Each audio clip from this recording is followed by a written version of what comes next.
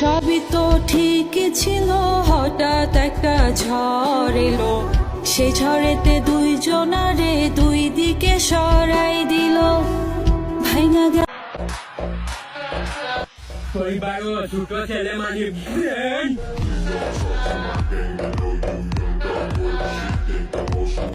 অপূর্ব আপনার চোখ দুটো আমার খুব পছন্দ। চোখ সুন্দর বলে নয়, প্রতিদিন ওই চোখ দিয়ে আমার চারদিকে দেখেন বলে। আপনার ঠোঁট আরো বেশি পছন্দ।